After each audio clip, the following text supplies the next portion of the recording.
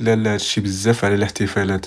هادي راه يشوف على سلافوكا راه غادي يخسر لينا في الماتش الجاي، ما يخليهاش تموت في نقطة الفرحة. انا صراحة ما كنأمنش بهادشي اللي كتقول هاد ليلى عبد اللطيف، ولكن حنا نشوف واش غتقول على هاد الماتش اللي جاي ان شاء الله.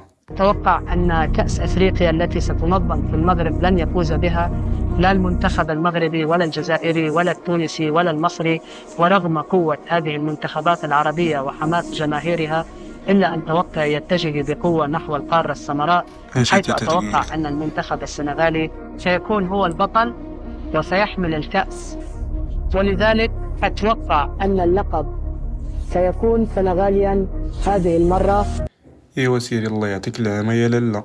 المغاربة اللي غيديوها ان شاء الله وغيديوها، شوف وما كان غير زكاتك سكاتك، ونقصدو العديان عاوتاني هما. شوف واش صار البارح، لقجع شنو الحكم، شنو الحكم يا ناس، هذه راهي مهزله راكم تشوفوا بعيونكم. لا لا لا، ما تخليش، هذه مؤامره ضد الجزائر، لا هي من عند مروك، تلقى قرارات فضيحه.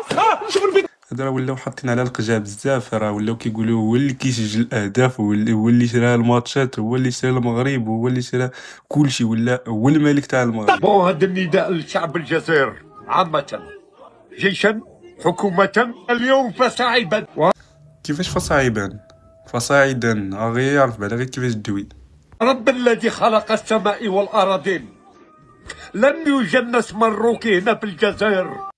الله يحميكم والدينا، بغينا جنسيه جزائريه، الله يخليكم. المهم الله يحمي والدينا، غير انا غير دوزني انا والدراري الريلا، الله يحمي باك، الله يخلي لك. المهم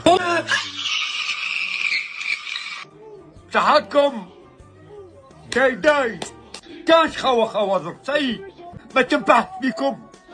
تحيا الجزائر وتحيا عمي تبون. تحيا عمي التبون، تحيا عمي التبون.